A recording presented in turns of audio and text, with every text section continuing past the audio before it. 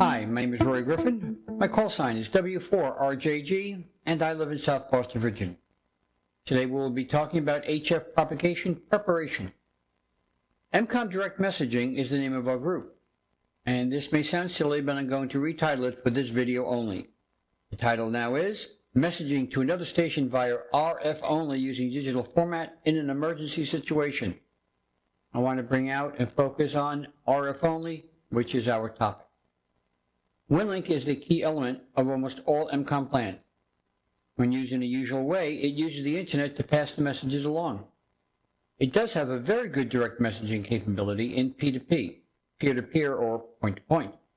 It does not have a way to find the station intelligently in P2P mode. EDM uses VAR-AC for that searching effort.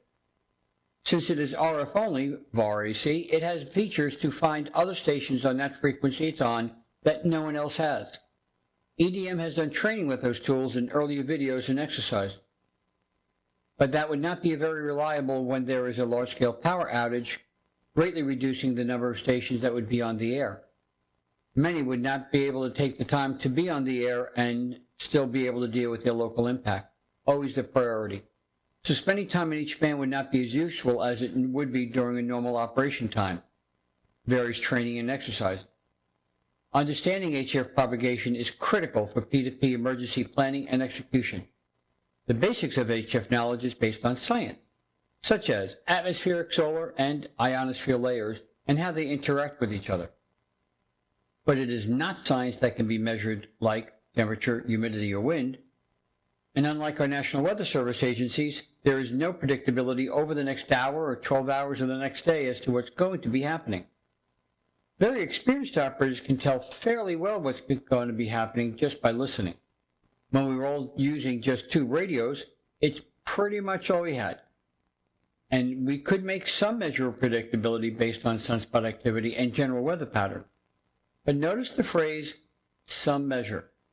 We can do that today also, but without having to have years of experience, but we do need time spent on developing experience to do the same thing. Today we have tools. A bunch. EDM recommends a deeper understanding of HF propagation to help you with your planning and execution of your plan. Here are 2 steering committee members with some thoughts and information. Lynn? Hi, I'm Lynn, W0LEN. I'd like to thank all of you for participating in EDM, the Emcomm Direct Messaging Group. As you know, we were formerly the peer-to-peer group within ETO, the Emcomm Training Organization. In January, we decided to split off from ETO in order to concentrate our efforts on the technical aspect of establishing P2P communications when critical infrastructure such as the internet is not available due to natural or man-made disasters. Our mission is to establish redundant teams of target stations that will be available to provide P2P connections nationwide on 80, 40, 30, 20, and 15-meter HF bands. In order to effectively communicate with target stations, we need to know something about the propagation conditions at that time.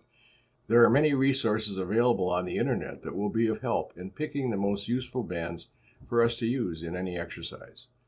But during an actual emergency, the internet may not be available for us to use. So it is good to have a basic understanding of what the conditions are likely to be at that time. We have a presentation that was created by an expert in the field, Carl Litzelschwab, K9LA. Carl is the Central Division Director for the ARRL. It's available for EDM members, and a link is posted on our group page. Carl has updated it for us with the latest Cycle 25 info as of July 1st. In addition to providing basic training on how propagation works, he also provides links to several very useful websites for training purposes. Thank you. Thank you, Lynn. David has a resource to present. David? Emcomm usually involves passing messages to specific areas or geographic points. In recent months, poor propagation has made that difficult. Even those highly experienced in target HF ops are befuddled daily with band conditions that are nil when normally they would have been great. WinLink's built-in propagation tool gives probability for RMS stations. That can help indirectly with P2P ops, but another much quicker tool is available. Enter Propi, the HF Propagation Prediction Calculator by M0DNS. It's free at the following site. This tool has 4 calculators and gives a detailed prediction of what frequency to select for transmissions. The 2 most useful calculators for us are area and point-to-point. Propi is designed for shortwave listeners, but it's a great tool for EDM. The area calculator generates a map showing predicted propagation from a selected location for a specific frequency. You drop a pin on the map, select frequency, mode, power, other options, and click Run Prediction. The point-to-point calculator generates a chart showing propagation expected between 2 points for all HF frequencies by time of day. You drop 2 points on the map, fill in power, mode, other options, and click Run Prediction.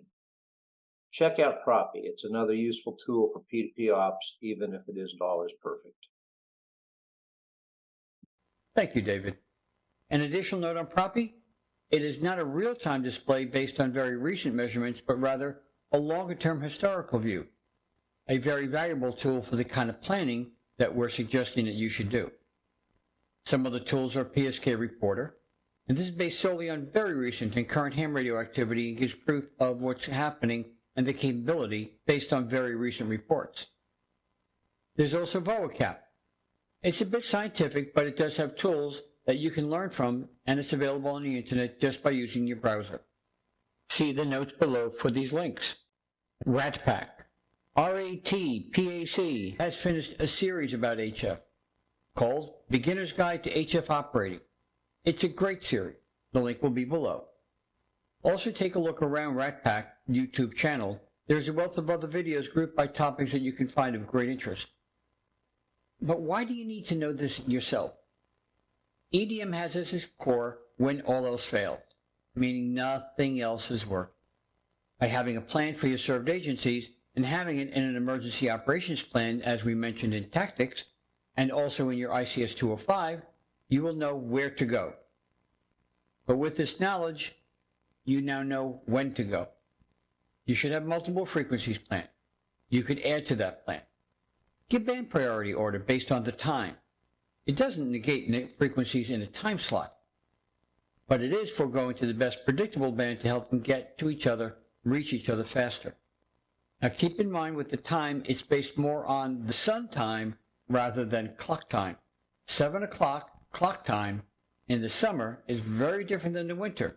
10 meters and 40 meters as examples are completely opposite depending upon where the sun is.